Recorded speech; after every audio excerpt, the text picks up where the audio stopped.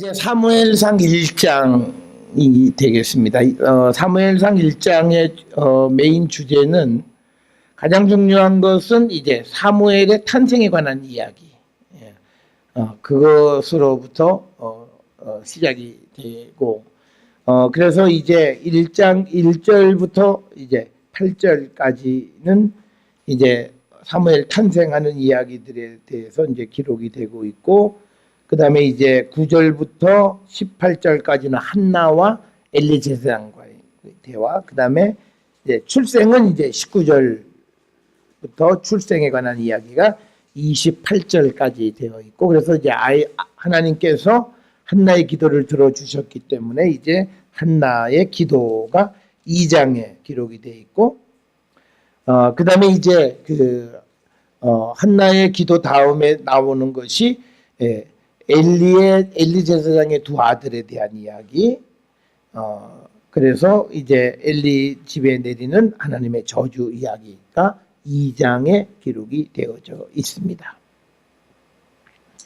자, 먼저 우리가 1장 1절을 보시게 되면요, 이 에브라임 산지 라마다임 소빔에 에브라임 사람 엘가나라 하는 사람이 있었으니 그는 여로함의 아들이요 엘리후의 손자요 도후의 증손이요 숲의 현손이었더라.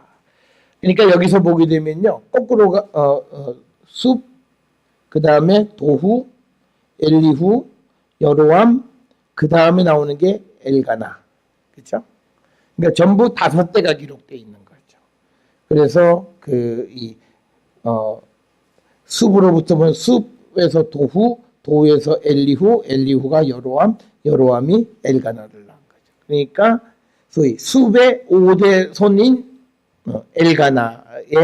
엘가나라는 사람이 있었다라고 하는 거죠. 그런데 이제 그가 있었던 그 곳이 어느 곳이냐? 에브라임 산지 라마다임 소비입니다라고 하는 겁니다. 자, 여기서 이제 우리가 중요한 지명이 나오는데 뭐냐면 라마다임 소빔이 어디냐라고 하는 거예요. 우리가 이제 넓은 뜻에서 이 라마다임 소빔은 에브라임 산지에 있었다라고 하는 것을 알 수 있죠. 특별히 에브라임 산지가 정확하게 어디서부터 어디냐라고 하는 걸 우리가 알기 어려워요. 그런데 우리가 보편적으로 에브라임 산지 그러면 에브라임 지파 내에 있는 산악지대를 이야기하는데, 그것이 단지 에브라임 지파에만 머물러 있는 게 약간 남쪽으로는 베냐민 지파까지, 또 약간 북쪽은 므낫세 지파까지도 이 에브라임 산지는 이렇게 퍼져 있고, 그 다음에 이제 엘가나는 에브라임 지파 사람인 거죠. 에브라임 사람 엘가나가 있었다라고 하는 거죠.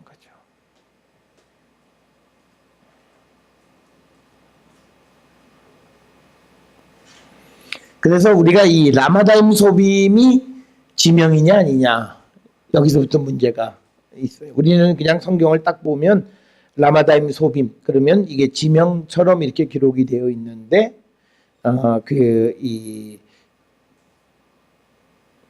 지명으로 보지 않고요, 라마다임의 숲 가문 이렇게 우리가 볼 수도 있어요.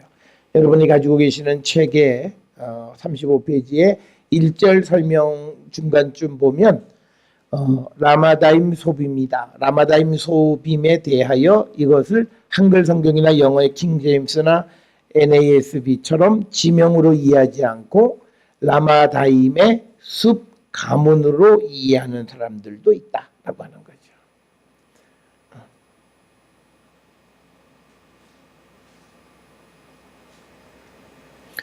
그래서 일부 주석가들은요, 이 라마다임을 마태복음 27장 57절에 나오는 아리마대와 같은 지역이다 이렇게 주장하는 사람도 있어요. 그러나 우리가 정확한 그런 지명은 아니다. 그래서 이제 이것을 우리가 지도로 보게 되면요, 여러분 가지고 계시는 그 책자 가운데서 우리가 지도에 보게 되면 이 아벡이 있고, 그 옆에 에베네셀이 있고, 그다음에 그 에벤에셀 밑에 라마다임 소빔으로 이렇게 우리가 이제 그 장소 표시를 하고 있고요. 그다음에 이 지금 라마다임 소빔하고 그다음에 옆에 있는 게 이제 실로가 있죠. 오른쪽으로 보면 실로가 존재하고 그다음에 라마다임 소빔 밑에 베델이 있고요. 그리고 또 베델보다 조금 밑에 라마가 있고 그다음에 그 라마에서 약간 남서쪽으로 기럇 여림이 있고 아마 한 이쯤에 예루살렘이 있을 겁니다. 그런데 지금 이 지도에서는 아직은 예루살렘이 중요한 지역이 아니기 때문에 예루살렘 표시는 하지 않았고요. 그래서 라마다임 소빔의 위치가 베델 북쪽, 아벡 남쪽에 위치하는 그런 곳이고 실로에서 서쪽으로 위치하고 있다라고 하는 거죠. 그러니까 여기서 이제 우리가 하나 볼 수 있는 건 뭐냐면요.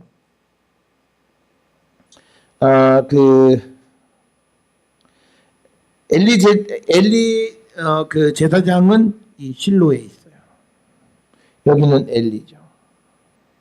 그 다음에 엘가나는 라마다임 소빔이 있어요. 그러면 제사를 지내러 어디로 가면 여기서 실로로 가는 거죠.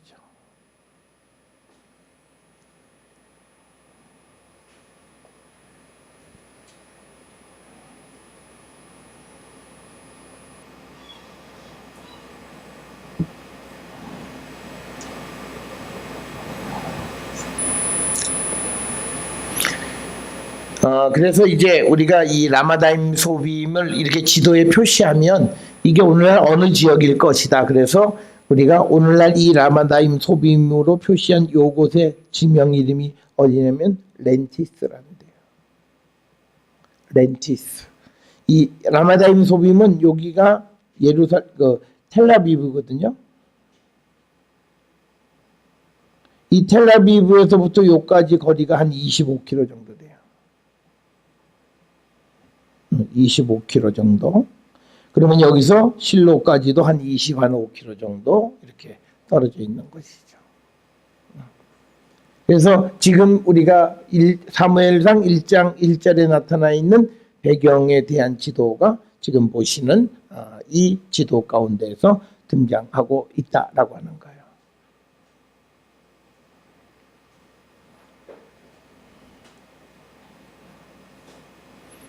그럼 여기서 이제 우리에게 성경은 말하지 않지만 우리에게 큰 질문이 하나 생겨요.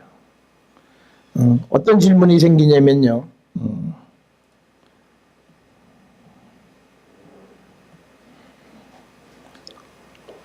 엘가나가 있죠. 이 엘가나가 에브라임 지파예요. 그러면 이로 따지면 사무엘이 에브라임 지파예요. 그렇죠? 그런데 사무엘이 나중에 어디까지 들어가요? 법궤 앞에까지.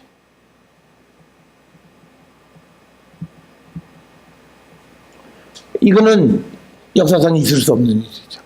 왜냐하면 이거는 대제사장, 레위 지파 가운데서 아론의 후손만이 갈 수 있는 거예요.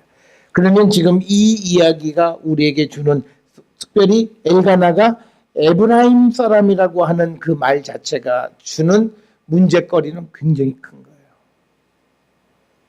그러면 여기 이 구절을 근거로 보게 되면 에브라임 지파 사람이 제사장 역할을 했다는 거예요.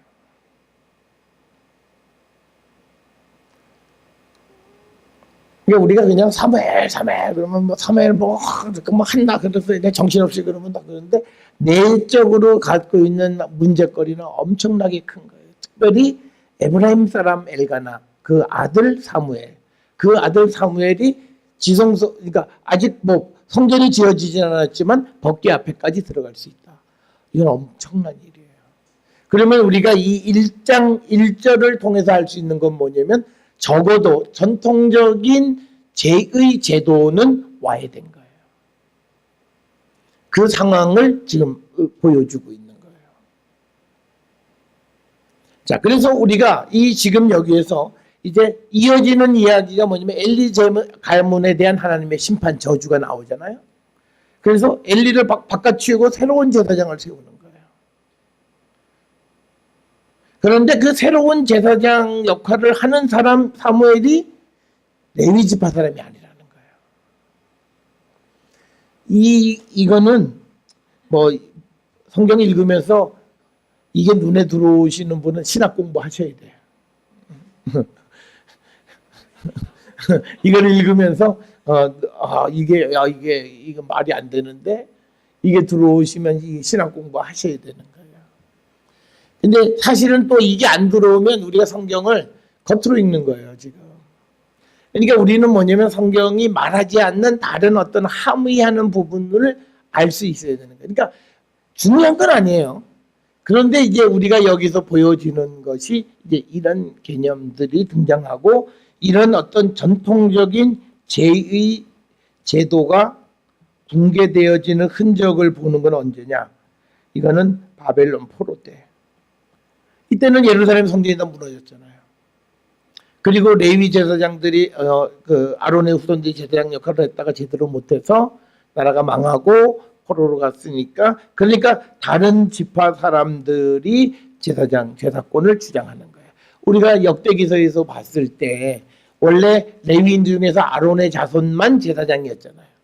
그런데 레위 사람들 가운데서도 이제 제사장 역할을 하잖아요. 그 같은 그런 어떤 움직임 속에서 되어진 거라는 거예요.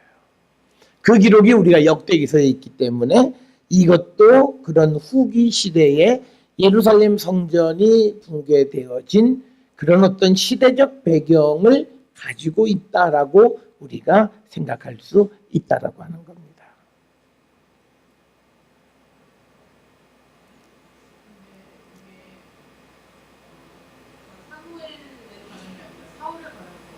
사울도 마찬가지예요. 사울도 왕이 제사장 역할을 하면 안 돼요. 아니 자기가 제사를 지냈잖아요. 사무엘을 기다리다가 늦게 오니까 그래서 하나님이 떠나시게 된 결정적 계기가 그거죠.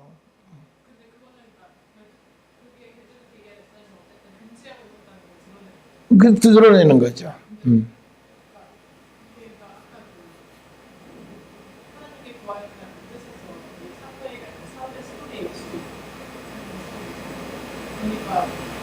혹시 그렇게 봐서 이게 그렇게 되는 와해됐다는 이렇게 이게 왜 말이 안 되냐면 지금 이 사무엘이 이 에브라임 사람인 줄 알면서 엘리가 그 개를 이 법궤 앞에서 자게끔 만드는 거예요. 그러니까 그걸 허락해 준 거는 엘리 제사장이에요. 엘리 제사장 때 그거도 자다가 쫓아가고 나 불렀냐고 이게 다 그 엘리 제사장 때 전통적인 사고를 가지고 있는 그때에 그가 허락했다. 그게 이제 우리한테 문제가 이게 어려운 거예요. 도대체 엘리는 뭔 생각으로 그걸 허락했냐는 거예요. 그거는 엘리 자신의 문제가 아니라 시대가 허락할 수밖에 없는 그런 시대였을 거다라고 하는 거예요.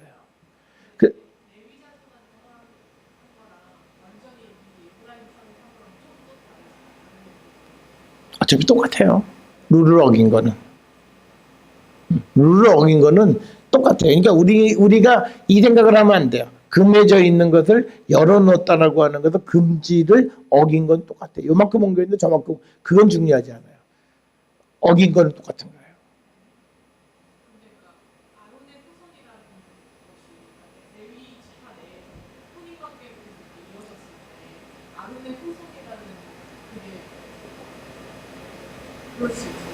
그러니까 레위는 아론의 후손이 아니죠. 그러니까 레위 중에 아론의 후손이 있는데 그 일반 다른 사람들의 레위 지파 사람들은 그 제사장 역할을 못해요. 우리가 중요한 게 뭐냐면 고라자손이 뭐냐면 그 고라자손이 모세에 대해서 정 반기를 들어서 하나님이 그 심판에 죽여버린다고요.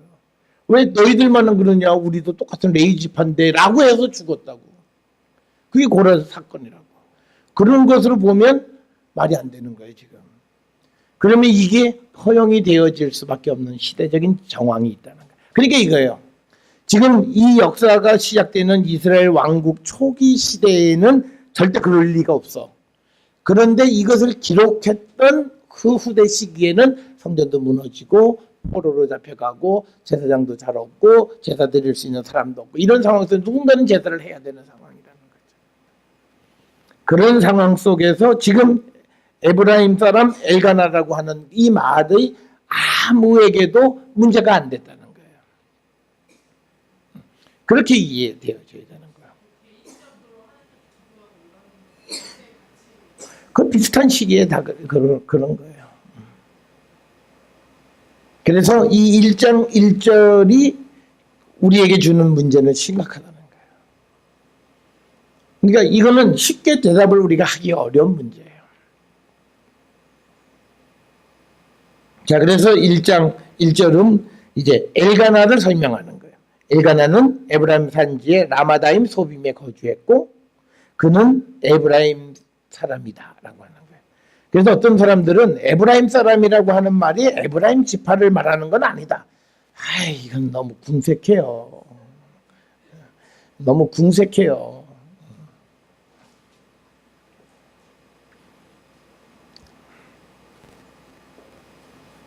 그래서 하여튼 그거를 성경을 이제 그 변명하기 위한 여러 가지 설명들이 있는데 어떤 건 하나도 이렇게 잘 대답되지 않는다. 자, 그 다음에 이제 2절에는요, 2절도 우리한테 힘들어요. 왜 힘드냐면 그에게 두 아내가 있었다. 이게 이미 중원제도가 보편화된 거예요. 부인이 둘이에요. 아주 당당하게 얘기해요. 그에게는 두 아내가 있어서 한 사람의 이름은 한나, 한 사람의 이름은 분인나. 분인나에게는 자식이 있고 한나에게는 자식이 없었더라. 지금 우리말에는 이렇게 되어 있죠. 그런데 한 사람의 이름은 분인나인데 이거를 직역하면요. 둘째 여자의 이름은 분인나다. 그러니까 우리가 이 2절의 구절을 통해서 알 수 있는 건 원래 엘가나의 부인은 한나였어요. 그래서 아이를 못 낳으니까 아이를 낳기 위해서 분인나를 여인을 또 받아들였는데 그 여인이 아이를 낳은 거예요.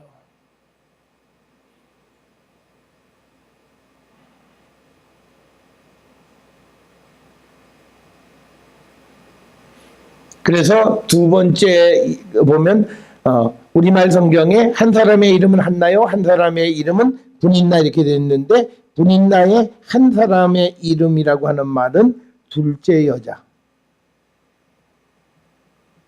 여자의 이름은 분인나다. 이렇게 해석할 수 있어요.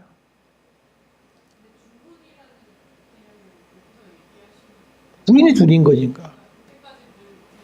자, 이제 이전까지 늘 내려왔는데 그건 여러 가지 변명이 구절이 있었어요. 뭐 우리가 창세기 때는 뭐 오경 아직 법이 없었다. 뭐 우리가 성경의 스토리상으로 아직 율법이 없었을 때잖아. 그런데 이 시대는 이미 율법이 뭐 다 완벽하게 성경의 스토리적으로 시대적으로도 봐도 다 이게 율법이 있고 이게 후대의 이야기라고 해도 율법이 있고 그런 시대에 이 그 아내가 둘이 있다라고 하는 거예요.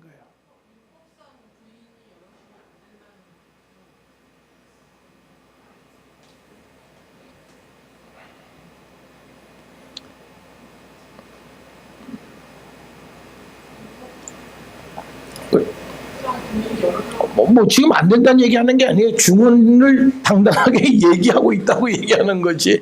이게 틀렸다고 얘기하는 게 아니라 중원 제도가 보편화되어 있었다라고 하는 걸 얘기하는 거예요, 지금. 그러면 시대적으로 중원이 보편화되는 건 언제냐? 시대가 어려울 때예요. 그러니까 뭐냐면 전쟁을 많이 하거나 그럴 때 여인들이 생계를 할 수 없어서 여기는 지금 자식의 문제예요. 그런데 그게 아니라 생계 수단으로 인해서 부인들이 여러 건드리고 하는 그런 제도들이 생겨나게 되는 거예요. 그래서 지금 여기에서도 성경에 아내가 둘이다라고 하는 그러니까 이 구절을 그대로 받아들이는 사람들이 있잖아요. 미국에 유타에 있는 몰몬 교도들.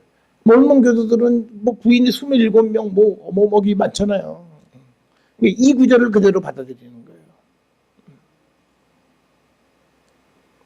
자, 그래서 이 2절에서도 한나와 분인나라고 하는 두 여인이 있었는데 그 두 여인이 있었던 이유는 자녀를 낳지 못했기 때문이다. 그러니까 우리가 전통적으로 태를 닫으시는 분은 하나님이세요.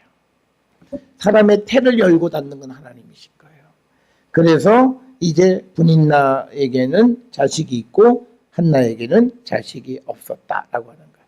그러면 우리가 이걸 창세기 사건을 딱 통해서 보게 되면요, 이 둘 사이의 갈등은 한나와 사레의 관계에서 우리가 하갈과 사레의 관계 속에서 이 두 여인의 갈등 관계는 우리가 쉽게 이해할 수 있어요.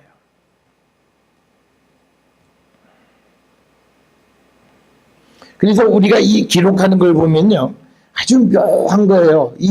지금 이 한나를 속을 뒤집는 게 있어요. 보세요. 2절에 그에게 두 아내가 있었으니 한 사람은 한나요, 한 사람은 분인나라. 여기까지는 한나 분인나 순서죠. 그런데 자식 얘기를 할 때는 분인나 한나가 돼버려요. 그러면 이 얘기는 뭐냐면 한나가 자기 지위를 아이 때문에 잃어버린 거예요. 그러니까 이 표현 속에서 두 여인 사이에 바뀌어진 어떤 그런 처지나 입장을 묘사하는 거예요.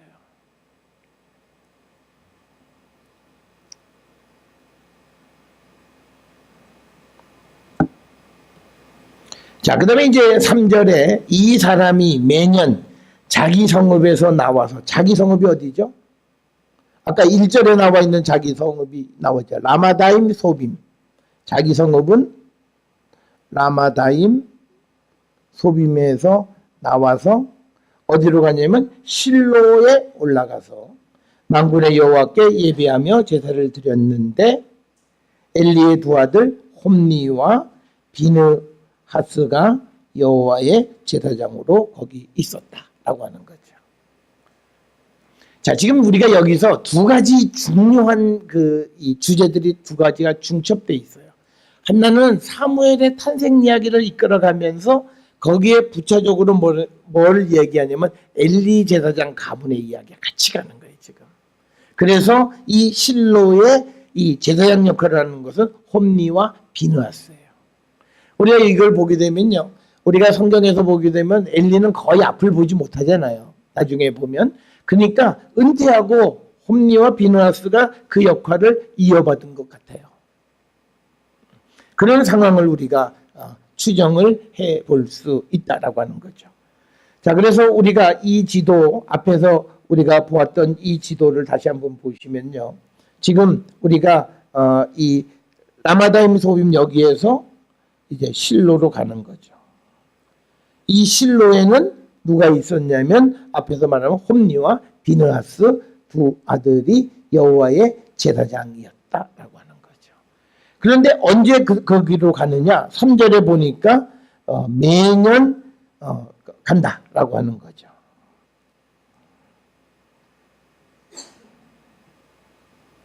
매년 자기 성읍에서 나와서 실로로 올라가서 거기에서 여호와께 예배하며 제사를 드렸다라고.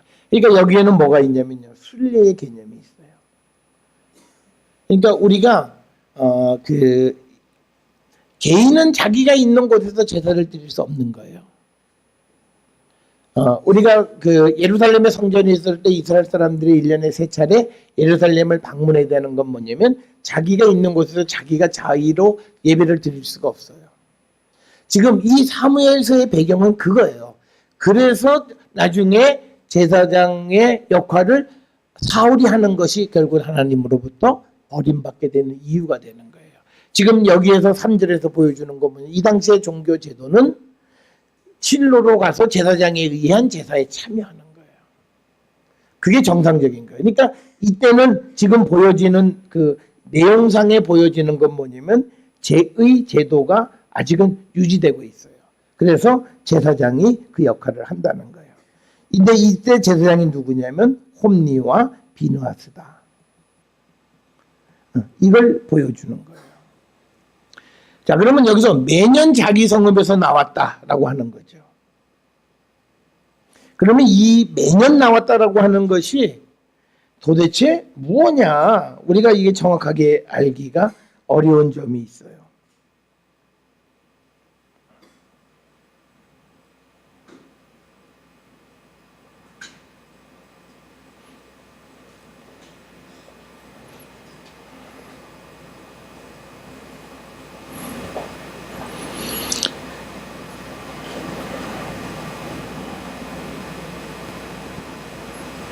자, 그래서 이제 4절에 엘가나가 제사를 드리는 날에는 제물의 분깃을 그의 아내 분인나와 그의 모든 자녀에게 주었다. 지금 이제 이 4절이 애매모호해요. 엘가나가 제사를 드리는 날이란 표현이 뭐예요? 이 표현은 우리가 신약에 보게 되면 반차, 제사장이 반차가 돼서 엘가나가 제사 드리는 그 봉사를 하는 날이란 뜻인지, 아니면 이게 또 하나 문제가 뭐냐면 엘가나가 제사를 드린다면 개인 제사를 드린다는 얘기인지, 이게 명확하지가 않아요. 그런데 우리가 이런 그 성전이나 공적인 제사 자리에서 개인의 제사를 드리는 일은 없어요. 그러니까 개인이 제사를 드리는 건 이런 건 있어요. 속죄제, 죄를 지었거나 이럴 때는 뭐 드릴 수 있어요. 그런데 지금 여기서는 아무 설명 없이 엘가나가 제사를 드리는 날에는 제물의 분깃을 그의 아내 분인나와 그의 모든 자녀에게 주었다라고 하는 거예요. 그래서 여기서 엘가나가 제사를 드린다라고 하는 말의 의미가 뭐냐라고 하는 거예요.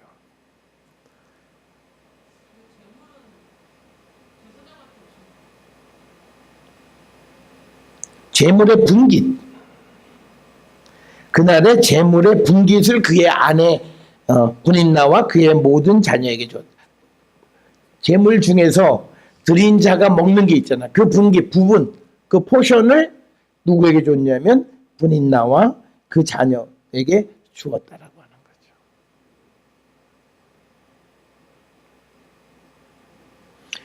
그리고 한나에게는 갑절로 줬다는 게 그 5절에 등장하는 이야기예요. 그래서 이 엘가나가 제사를 드리는 날이라고 하는 그 제사를 드린다라고 하는 말의 의미가 무엇인가라고 하는. 그러니까 이런 거예요. 엘가나가 만약에 우리가 좋게 보면 엘가나가 제사장이에요. 제사장으로서 그 이 실로에 가서 제사를 드리는 그 반차를 담당할 때 그때 그가 자기의 분깃을 받아가지고 그 아내 분인나와 그 자녀들에게 주고 그 다음에 한나에게는 갑절로 줬다는 거예요. 그렇게 보면 문제가 해결되는 게 있어요. 엘가나가 제사장 역할을 했다라고 했을 때는 사무엘이 성전에 들어가는 건 아무 문제가 없어져요. 그런데 이제 문제는 이 엘가나가 제사장이었던 근거를 우리가 찾아내는 것이 그렇게 쉬운 일은 아니다라고 하는 겁니다.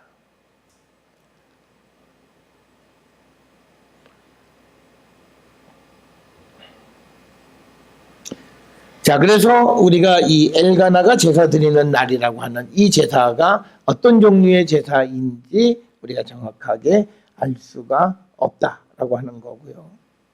그래서 5절에 한나에게는 갑절을 주니 이는 그를 사랑합니다. 그러나 여호와께서 그에게 임신하지 못하게 하시니라고 하는 거죠. 그러니까 지금 한나는 자녀가 없어요. 이유는 하나님이 허락하지 않은 거예요.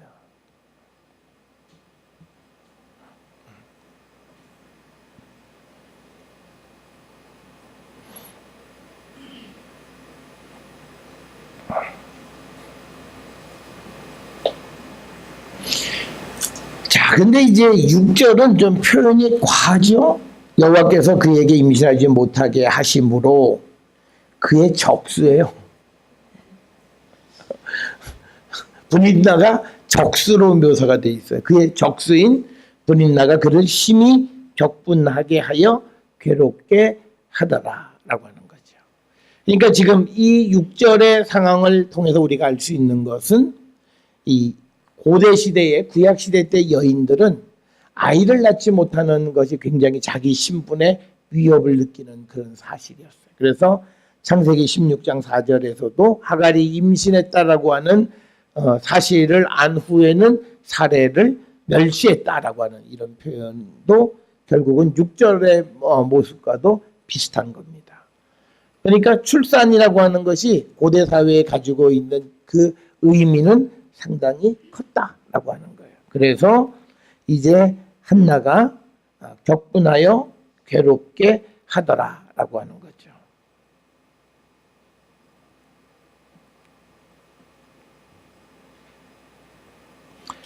자, 그래서 이제 7절에 매년 한나가 여호와의 집에 올라갈 때마다 남편이 그 같이 하매 브린나가 그를 격분시킴으로 그가 울고 먹지 아니하리라. 그러니까 이거예요. 매년 이 여호와의 집에 올라가서 제사 드릴 때마다 엘가나가 한나한테 2배를 주는 거예요. 그러니까 브린나는 나는 뭐 애도 있고 다 있는데 더 그 한나한테 더 많이 주니까 한나를 살살살살 이제 격분시키고 그를 괴롭히는 거예요. 그러니까 심적인 고통을 주는 겁니다. 7절은 이 한나와 브린나 사이에 보이지 않는 내면적 갈등이 있다라고 하는 거고요. 자, 여기 보면요, 이제 여호와의 집이라고 하는 표현이 등장해요. 그런데 이 당시에는 집이 없어요. 실로는 장막이죠, 장막. 그러니까 텐트를 치고 그 안에다가 법궤를 보관하고 있고 거기서 이제 제사를 지낸 거예요. 그런데 여기에는 집이라고 하는 표현을 쓴 거는 이 사무엘서를 기록할 때는 이미 성전이 있었던 그 시대 혹은 그 시대를 지나서 기록을 하기 때문에 하나님의 성소, 그 성전을 항상 집으로 묘사한다는 거예요.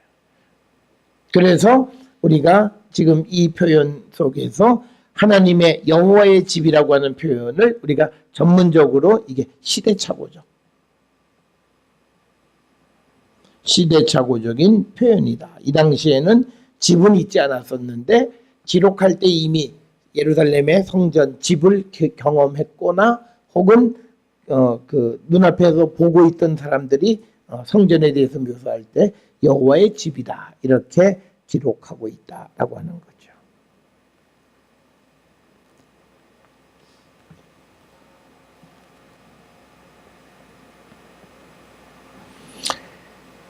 자, 그래서 그의 남편 엘가나가 그에게 이르되 한나여 어찌하여 울며 어찌하여 먹지 아니하며 어찌하여 그대의 마음이 슬프냐 내가 그대에게 10 아들보다 낫지 아니하냐 하니라. 이게 8절은 절대적으로 공감하지 못하는 엘가나죠. 자기가 10명 아들보다 낫다고 하니까 이게 한나의 아픔에 대해서 전혀 공감하지 못하는 그런 모습입니다. 우리가 이런 표현은 룻기 4장 15절에 보면 7 아들보다 귀한 내 며느리 이런 표현이 있어요. 그러니까 여기서는 남편이 10 아들보다 낫다 라고 자기 스스로 이야기하는 그런 표현들이다라고 하는 거예요. 이거는 이제 엘가나가 한나를 이제 달래기 위해서 사용하는 그런 워딩 가운데 하나다라고 하는 겁니다. 자, 그래서 우리가 1절부터 8절까지에서 보여지고 있는 이야기는 뭐냐면요. 이제 이 한나가 하나님 앞에 나가야 되는 이유를 설명하는 거예요. 그 이유는 아들이 없기 때문에 그것으로 말미암아 분인나로부터 마음의 고통을 잊게 되어져서 이제 하나님 앞에 나가는 이야기가 9절로부터 18절까지에 기록이 되어 있는 겁니다. 그래서 1절부터 8절까지는요. 이제 한나가 실로에 가서 하나님 앞에 기도해야 되는 어떤 그 이유를 설명하는 그런 배경에 해당하는 그런 부분이 1절부터 8절까지에서 나타나 있다라고 하는 거죠. 자, 그래서 이제 그들이 실로에서 먹고 마신 후에 한나가 일어나니 그때의 제사장 엘리는 여호와 전 문설주 곁 의자에 앉아 있었더라. 그러니까 엘리 제사장이 앉아 있었던 것이 아마 성전에 아마 지성소로 들어가는 천막이 쳐져 있는데 지성소로 들어가는 그 입구 앞에 의자에 앉아 있었다라고 하는 거죠.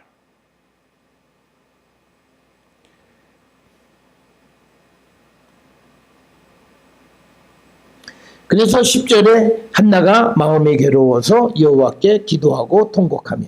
지금 이것도 그러니까 뭐냐면 우리가 개인적인 어떤 그 기도의 제목대에 성소를 찾을 수 있느냐는 거예요. 지금 이 10절은 한나가 자기의 괴로움 때문에 여호와께 기도하는 그 장면이에요.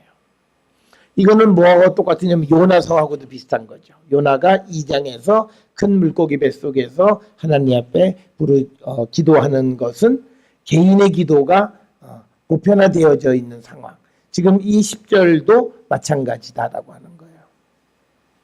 그래서 아마 이거는 바벨론 포로 이후에 기록되어진 것으로 보통 많은 사람들이 추정을 하고 있다라고 하는 겁니다.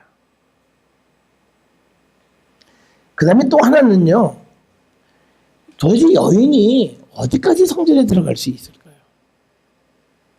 우리가 신약시대 때문에 여인의 뜰이 따로 있잖아요. 그러면 지금 여기에서 10절에서 나와 있는 이 상황은 굉장히 파격적인 거예요. 한나가 하나님 앞에 가서 마음이 괴로워서 기도하고 통곡하는 그런 정황을 지금 묘사하고 있는 거예요. 이거는 전통적인 어떤 구약시대 때의 제사 드리는 모습, 기도하는 모습하고는 잘 이어지지 않는다라고 하는 거예요. 자, 그래서 이제 11절에 이 한나가 서원하여 이르되 하나님 앞에 약속을 하는, 서원이라고 하는 말은 뭐냐면요, 자원하여서 하나님 앞에 약속하는 거예요.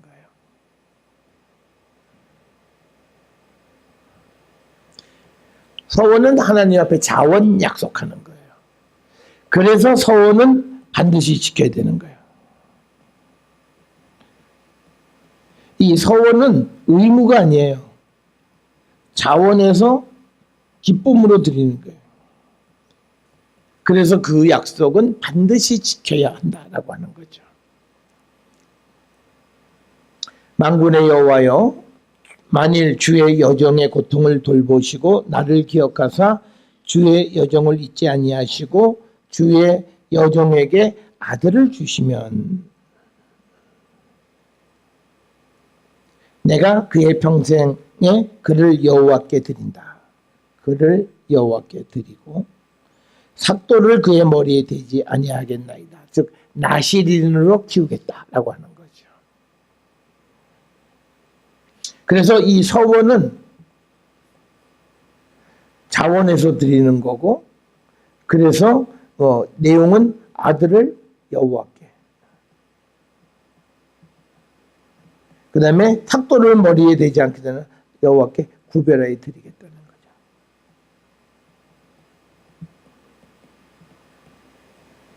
그 약속이 11절의 내용입니다.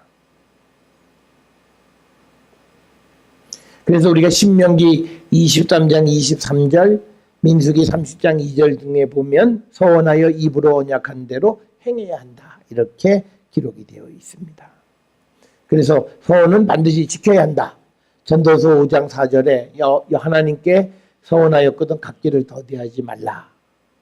또 전도서 5장 5절에 서원하고 갚지 아니하는 것보다 서원하지 아니하는 것이 더 낫다, 이렇게 말씀하고 있습니다. 우리가 잘 알다시피 이 서원은 취소할 수도 있어요. 우리가 두 경우, 뭐냐면 어린 여자아이가 그의 아버지의 집에서 서원하거나 스스로 결심한 것을 그 아버지가 듣고 허락하지 않으면 그녀는 그 서원을 이루지 않아도 된다. 취소할 수 있어요. 또 하나는 남편을 맞을 때, 결혼할 때죠. 서원을 남편이 듣고 허락하지 않으면 서원과 서약은 무효가 되는 거예요. 그래서 여자인 경우에 두 경우, 아버지가 허락하지 않거나 또는 결혼할 때 남편이 허락하지 않을 때 그 서원은 이루지 않아도 된다, 이렇게 기록이 되어 있어요. 그러니까 이 이유는요, 결혼하지 않는 사람은 그 아버지의 권한 아래 있기 때문에 아버지에 의해서 서원이나 맹세가 취소될 수 있다라고 하는 겁니다. 그리고 이제 결혼을 하면 남편에게 소유되기 때문에 남편이 동의하지 않으면 또 역시 여자의 맹세나 소원을 취소할 수 있다. 특별히요, 우리가 신약 성경에는 소원이 잘 등장하지 않아요. 그건 뭐냐면 예수 그리스도를 영접한 자는 이미 내가 그리스도일 거예요. 내가 내 자신을 마음대로 결정할 수가 없어요. 그래서 우리가 신약에서는 소원이 잘 등장하지 않는다라고 하는 것을 우리가 기억을 하시고, 오늘날은요, 그러니까 나를 하나님께 드린다 뭐 이런 거, 이게 내가 예수를 영접해서 이건 내가 내 게 아니에요. 이미 나는 하나님의 것이라는 거예요. 그 개념을 우리가 정확하게 이해해야 한다라고 하는 겁니다. 자, 그 다음에 이제 12절에 그가 여호와 앞에 오래 기도하는 동안에 엘리가 그의 입을 주목한 자. 엘리도 되게 짓궂어요. 뭐 기도하는 사람을 많이 쳐다보는 거예요. 그 입술을 가만히. 그러니까 지금 이 기록은 뭐냐면 엘리 대제사장이 있는 그 성소 안에 들어가서 기도하는 거예요.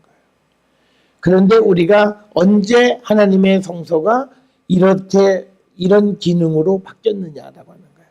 우리가 이것은요, 이사야서나 예레미야 보면 만민이 기도하는 집이라는 개념이 등장하기는 해요. 그런데 그거는 전부 다 후기 시대의 개념들이에요.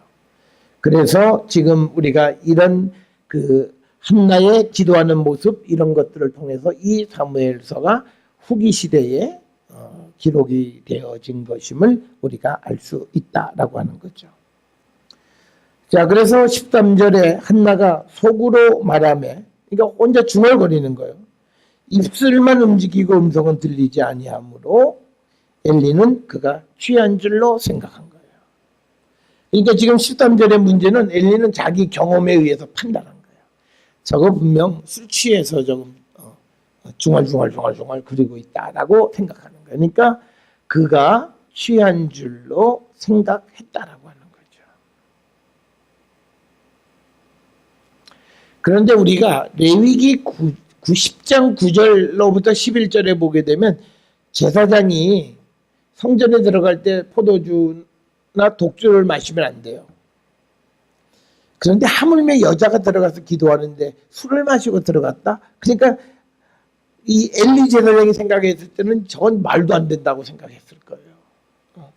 그러니까 그녀가 취한 줄 알고 성전에 들어가서 기도하는 줄 알고 14절에 엘리가 그에게 이르되 내가 언제까지 취하여 있겠느냐? 포도주를 끊어라. 야, 술 끊어. 이거 얘기하는 거예요.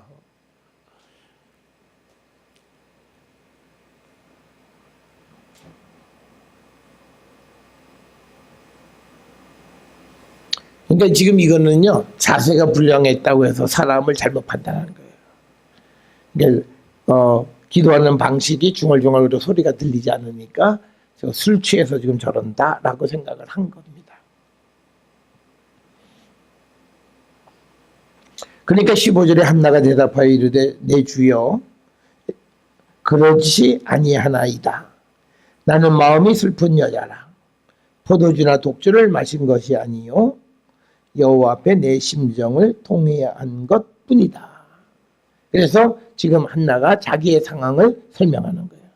이게 내가 술 취해서 그런 것이 아니다. 나의 심정은 마음을 통한 것뿐이다. 라고 이야기하는 겁니다. 그래서 엘리의 그 오해를 해소시켜 주는 거죠. 자, 그러니까 16절에 엘리에게 한나가 말하는 당신의 여종을 악한 여자로 여기지 마옵소서. 내가 지금까지 말한 것은 나의 원통함과 격분됨이 많기 때문이다 하는지라. 이게 한나가 무슨 기도했을까요? 혹시 분인나에 대해서 하나님 가만 내버려 두지 마세요. 뭐 하여튼 자기 마음의 원통함, 분함 때문에 그가 기도한 것이다. 이렇게 기록이 되어져 있습니다. 그래서 악한 여자로 여기지 말라. 그러니까 뭐냐면 포도주와 독주 마시고 여호와의 집에 들어가는 여자는 악한 거예요. 그러니까 우리가 어느 그 여자 그 코미디언이 자기는 술 먹고도 새벽 기도는 간다. 뭐 그걸 자랑스럽게 얘기하는데 악한 여자예요. 성경에 보면 술 먹고 하나님의 성전을 찾아가는 것은 악한 여자라는 거죠. 그래서 17절에 엘리가 대답하여 이르되 평안히 가라. 이스라엘의 하나님이 내가 기도하여 구한 것을 허락하시기를 원하노라. 그러니까 17절은 대제사장의 축복입니다. 다른 게 아니고 하나님께서 너의 기도에 응답해 주시기를 구하는 겁니다. 그러니까 18절에 이르되 당신의 여종이 당신께 은혜 있기를 원하나이다 하고 가서 먹고 얼굴에 다시는 근심 빛이 없었더라 라고 하는 거죠. 그래서 우리가 이 19절에 보게 되면 이 한나는 자기 기도에 대한 그 확신이 있었던 거예요. 그래서 당신의 여종이 당신께 은혜 있기를 원하나이다 이렇게 말하고는 얼굴에 다시는 근심이 없었다 이렇게 이야기를 합니다.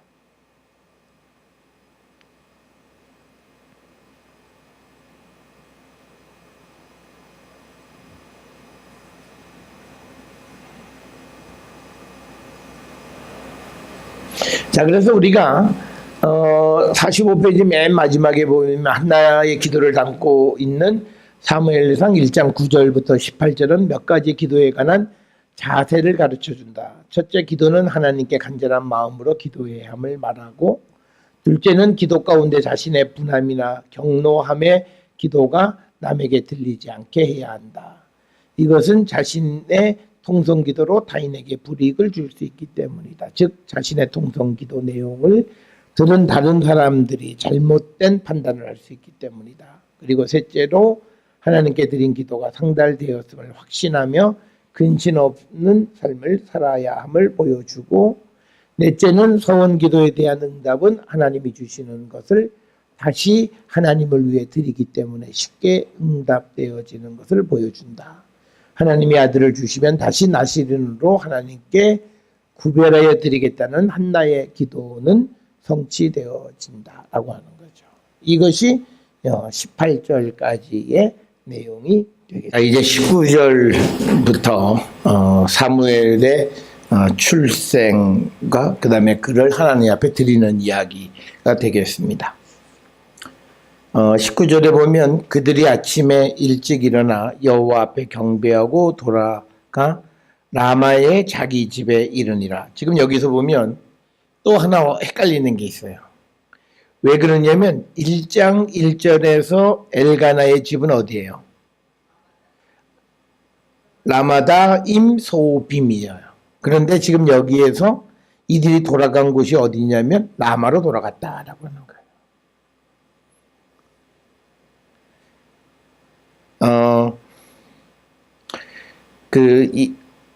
지금 이 19절의 상황이 뭐냐면 이제 이 9절에서 실로에서 이제 제사를 드리고 기도하고 그 다음에 이제 자기 집으로 돌아갔다라고 하는데, 그 자기 집이 1장 1절에 나오는 라마다임 소빔이 아니라 라마 자기 집에 돌아갔다 이렇게 기록이 되어 있다라고 하는 겁니다.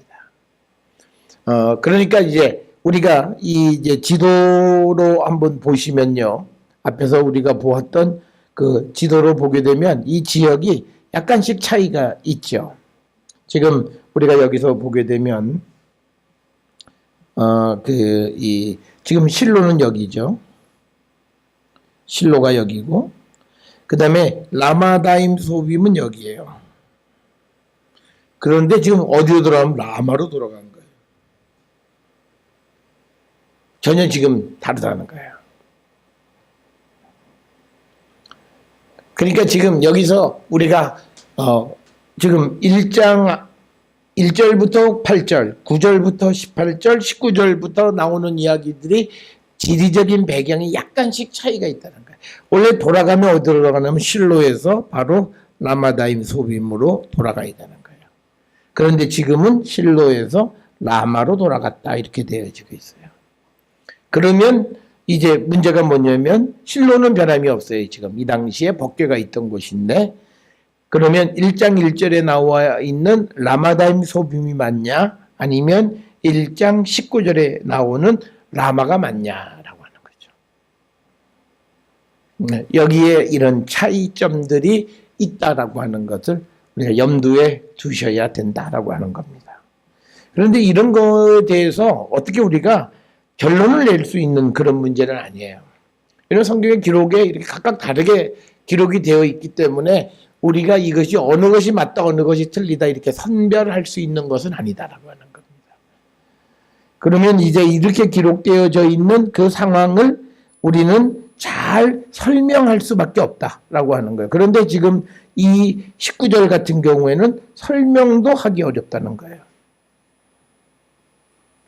그래서 전혀 그 상황이 전혀 다른 그런 상황이 되어졌다. 그래서 일찍 일어나 그들의 아침에 일찍 일어나 여호와 앞에 경배하고 돌아가 라마의 자기 집에 이르니 엘가나가 그 안에 한나와 동침함에 여호와께서 그를 생각하신지라.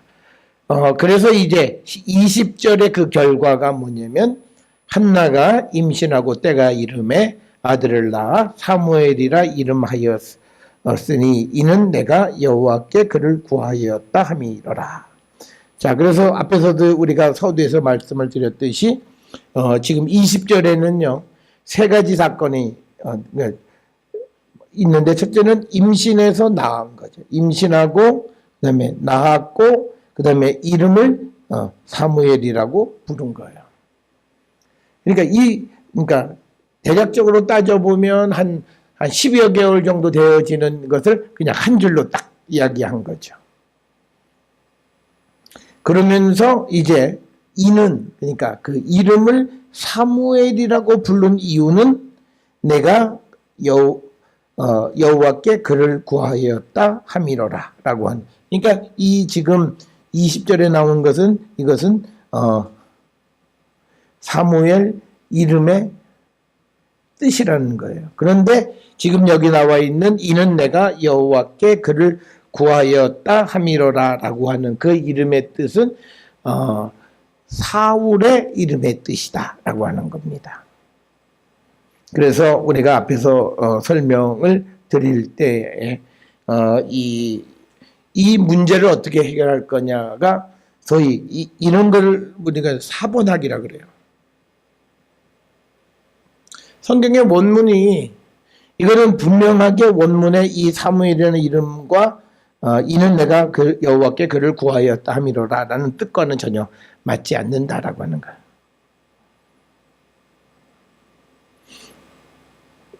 이 사무엘이라고 하는 이름의 뜻은 뭐냐면요. 이것도 이름의 뜻이 쉽지가 않아요. 슈무엘인데 슈무엘의 이름의 뜻을 첫째는 하나님의 들으심이다. 이렇게 설명을 하거나 두 번째는 쉐메엘 그래서 하나님으로부터 나온 자. 그다음에 세 번째는 슈무후일 그의 이름은 엘. 그리고 넷째는 슈무엘 하나님의 이름이란 그 뜻. 하나님의 이름. 슈무엘의 이름 뜻이 하나님의 이름이란 뜻이에요. 그러니까 사무엘의 이름. 그러니까 이게 지금 뭐냐면 사무엘은 이름의 뜻조차도 정확하게 뭐라 얘기하기가 어려운 거예요. 이건 뭐냐면 가공성이 있다라고 하는 거예요. 그래서 우리가 지금 여기에서 우리가 흔히 얘기하는 이 사무엘이 적어도 20절에 설명하는 내가 여호와께 그를 구하였다라고 하는 그런 이름의 뜻은 아니다. 그러면 사무엘의 이름의 뜻이 뭐냐? 슈무엘로 우리가 생각하면 하나님의 이름이란 뜻이다. 사무엘의 이름의 뜻은 하나님의 이름이란 뜻이다라는 거예요.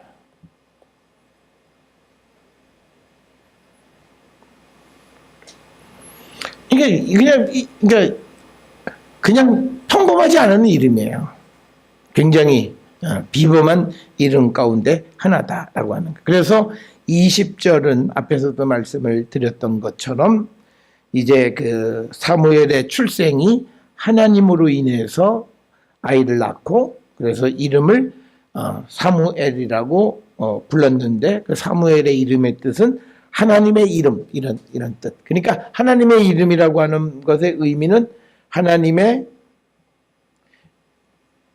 이름일 수도 있고요. 또 하나는 이름이 갖고 있는 게 하나님의 능력이라는 뜻도 되는 거죠. 이름이라고 하는 것은 하나님의 능력을 나타내는 거기 때문에.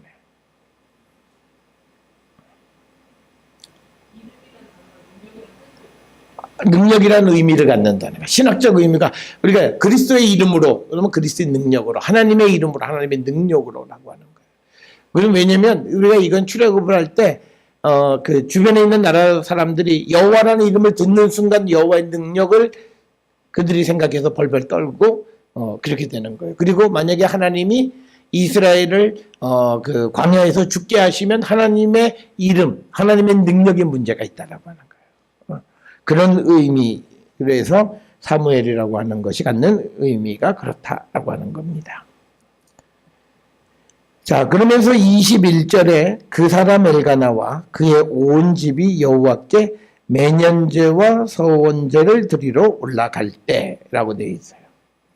자, 여기서 또 이제 우리가 그 어려운 건요, 매년제가 뭐냐는 거예요. 그러니까 단어의 뜻은 알아요. 매년 드리는 제사인 거예요. 그런데 그러면 어떤 절기를 매년제로 이야기하느냐라고 하는 거고요. 그 다음에 또 하나는 서원제는 또 도대체 뭐냐라고 하는 거예요. 의미는 대충 우리가 짐작할 수 있어요. 그런데 구체적으로 이 제사들이 우리가 전형적으로 알고 있는 유대인들의 절기 제사 속에서 매년제와 서원제는 어떤 의미가 있냐는 거예요. 그런 관계에 대해서 우리가 정확하게 알 수가 없다라고 하는 거예요. 그래서 우리가 설명을 하기는 해요. 매년제는 이스라엘 민족이 해마다 한 해를 마무리하면서 하나님께 드리는 희생제사로 가족 전체가 참여하는 거다. 이렇게 얘기하는 거예요. 그러니까 이거는 뭐냐면 그냥 신학적 설명을 제시하는 것 뿐이지 성경에 매년제 설명이 없다는 거예요. 그런데 우리가 레위기서에 보게 되면 제사와 절기에 대한 설명이 다 있어요. 어떤 절기는 왜 지키고 어떻게 지켜야 된다라고 하는데 지금 21절에 나타나 있는 매년제는 어떻게 지켜야 되고 뭘 기념하는 거고 뭐 이런 게 전혀 없어요. 그래서 이거를 사람들이 설명하는 것이 이스라엘 사람들이 한 해를 마무리하면서 하나님께 드리는 희생제사였을 것이다. 그리고 이 제사에는 가족 전체가 참여하는 것이다. 이렇게 얘기할 뿐입니다. 또 그다음에 이제 서원제라고 하는 게 또 도대체 뭐냐라고 하는 거예요. 이것 역시도 지금 이 한나의 이야기, 사무엘의 출생 이야기에서 등장하는 21절에 나오는 제사이기 때문에 하나님 앞에 올린 서원을 효력이 있도록 확증시키기 위해서 드리는 제사이다라고 하는 거예요. 이건 뭐냐면 서원제라고 하는 걸 우리가 이 한나의 사건, 사무엘의 출생을 통해서 보면 이제 한나가 하나님 앞에 서원을 드렸어요. 그래서 아이를 낳았어요. 그러면 이 아이를 하나님 앞에 드리기 전까지 그 서원을 기억하고 확증하기 위해서 매년 그것을 이행할 때까지 제사를 드린 것으로 우리가 추정하는 거예요. 그러니까 이 서원제는 뭐냐면 한나가 출산을 한 다음부터 사무엘을 엘리에게 보낼 때까지 그때까지 드렸던 제사. 그런데 이 서원제를 그러면 어떤 기간 동안에 몇 번 어떻게 여기에 대한 설명은 없다라고 하는 겁니다. 자, 그러면 여기서 우리가 한 가지 생각할 수 있는 것은 사무엘상 1장 적어도 21절에 나타나 있는 제사의 풍습은 전통적인 레위기나 민수기에 나타나 있는 이스라엘의 제사의 모습하고는 좀 다르다는 거예요.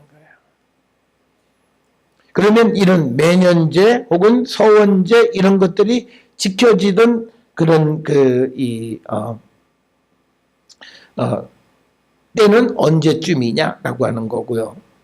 그 다음에 이제 우리가 서원제와 비슷하게 연결시켜서 설명할 수 있는 건 뭐냐면 레위기 27장에 보게 되면 그곳에 이제 서원의 예물값을 하나님 앞에 드려야 된다라고 하는 그 내용들이 있어요.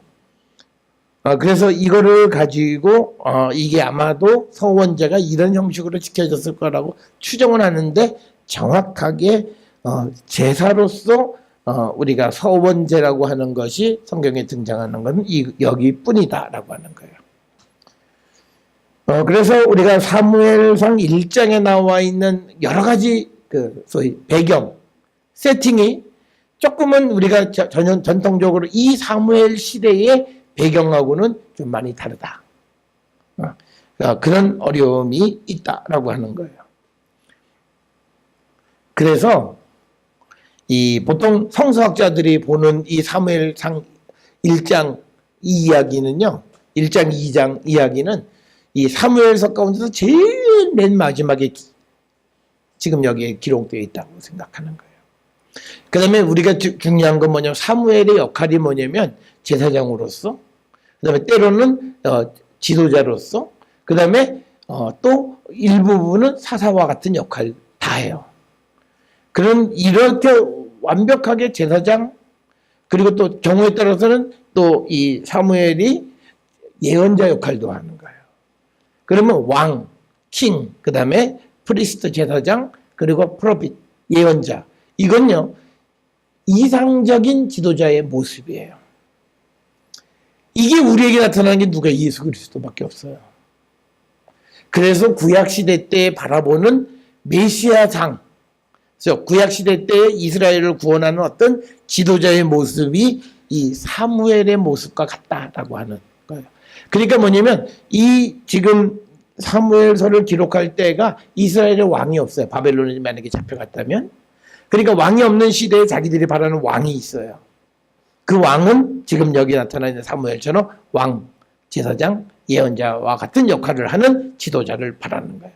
그런데 그 모습을 어디다 갖다 기록하냐면 이스라엘에 아직 왕이 형성되지 않은 그 사사에서부터 왕정으로 넘어가는 과도기. 거기에 사무엘이라고 하는 사람으로 이제 그 모습을 성경에서 투영해 주고 있다라고 하는 거예요. 그래서 우리가 이 사무엘과 같은 모습은요, 사실은 이스라엘 역사에서 이것이 그대로 나타나는 지도자는 예수님밖에 없어요. 그래서 우리가 이 사무엘서가 이스라엘 구약 역사에서도 거의 뒷부분에 되어진 그런 역사일 것이다, 이렇게 설명을 합니다. 그래서 21절에 엘가나와 그 온 집이 여호와께 매년제와 서원제를 드리러 올라갈 때에 22절에 오직 한나는 올라가지 아니하고 그의 남편에게 이르되 아이를 젖대거든 내가 그를 데리고 가서 여호와 앞에 뵙게 하고 거기에 영원히 있게 하리이다. 그러니까 뭐냐면 한나는 뭘 결정하냐면 서원을 갚을 거라는 거예요. 그런데 지금은 올라갈 수 없는 이유가 뭐냐면 아이가 아직 젖을 떼지 않았기 때문이다 라고 하는 거예요. 자, 그러면 여기서 우리가 젖댄다라고 하는 게 도대체 몇 살을 얘기하느냐라고 하는 거예요.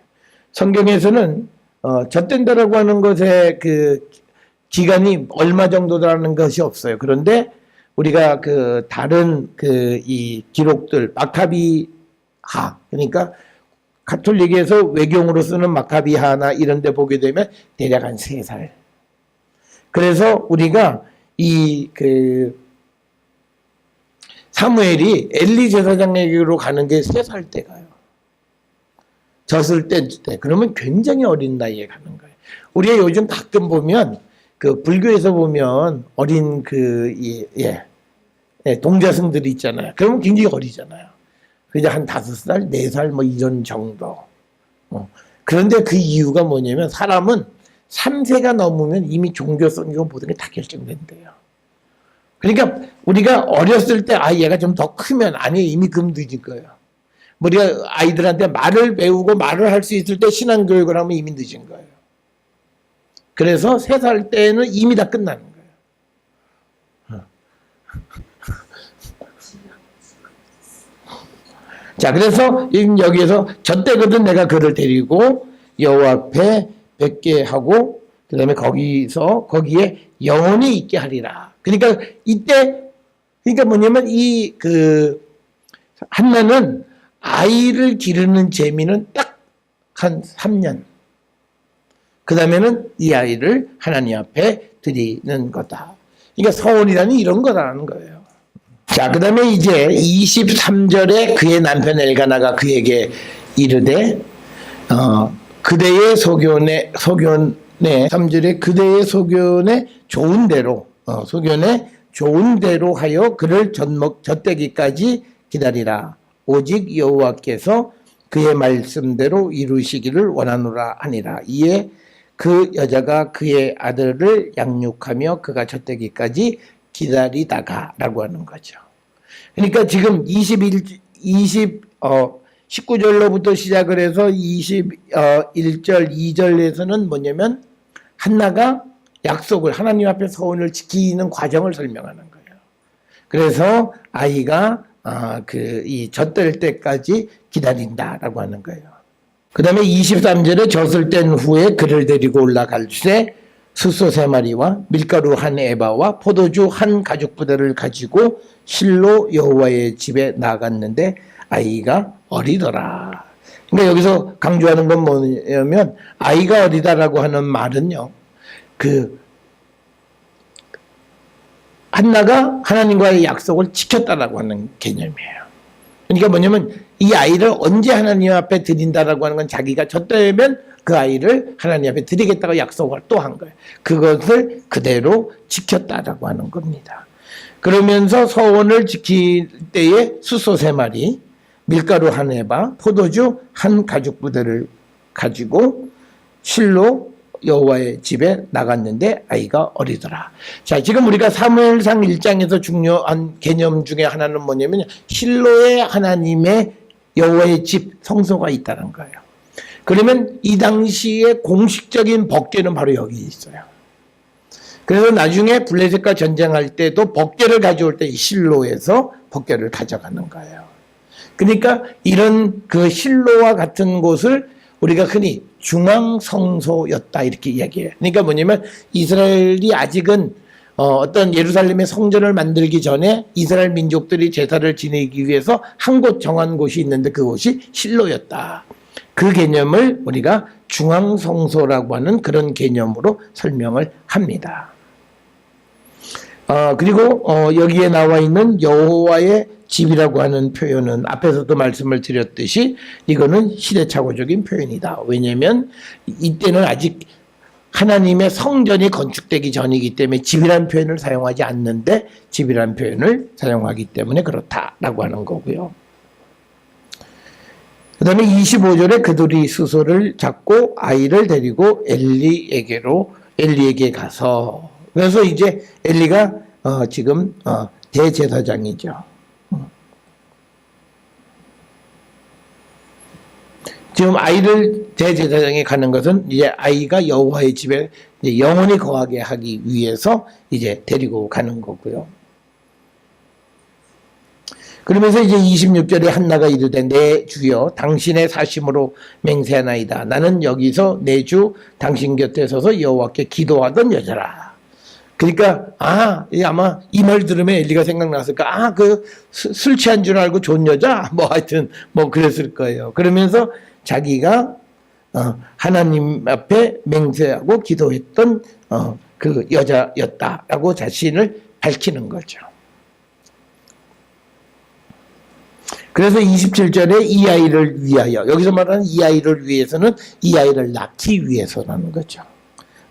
이 위한 거는 낳기 위해서 내가 기도하였더니 내가 구하여 기도한 바를 여호와께서 내게 허락하셨다. 그러니까 여기서도 출산은 하나님의 선물, 하나님의 허락이라는 거죠. 이거는 우리가 구약 성경에서 지속적으로 강조되는 것 중에 하나가 아이를 낳지 못하는 것은 하나님의 허락 여부에 의한 것이다. 그래서 27절에 기도를 들으시고 하나님께서 허락하셨다. 그러니까 여기서 우리가 분명한 것은 이제 한나도 자기의 기도를 들으시는 하나님에 대한 고백 그리고 그 믿음이 확고하게 세워진 거죠. 그러니까 이 아이를 데리고 엘리에게 가서도 여호와께서 내 기도를 들으셨고 내게 허락하셨다라고 이야기를 하는 겁니다. 그래서 이제 28절에 그러므로 나도 그를 여호와께 드리되 그의 평생을 여호와께 드리나이다 하고 그냥 거기서 여호와께 경배하니라. 그러니까 약속을 할 때에 11절에 보면요. 소원하여 이르되 만군의 여호와여 만일 주의 여종의 고통을 돌보시고 나를 기억하사 주의 여종을 잊지 아니하시고 주의 여종에게 아들을 주시면 내가 그의 평생에 그를 여호와께 드리고 삭도를 그 머리에 대지 아니하겠나이다 라고 11절에 하나님 앞에 서원한 것을 이제 이행하는 거죠. 이 이행이 28절에 있는 말씀이에요. 그래서 그를 평생 여호와께 드린다라고 하는 겁니다. 그래서 28절에 한나가 자기가 하나님 앞에 행했던 서원을 완성하는 내용으로 이제 구성이 되어 있고요. 그 다음에 이제 이렇게 그 아이를 하나님 앞에 드리고 그래서 이제 드리는 것으로서 그가 이제 엘리 제사장에게로 데려간 거죠. 그리고 나서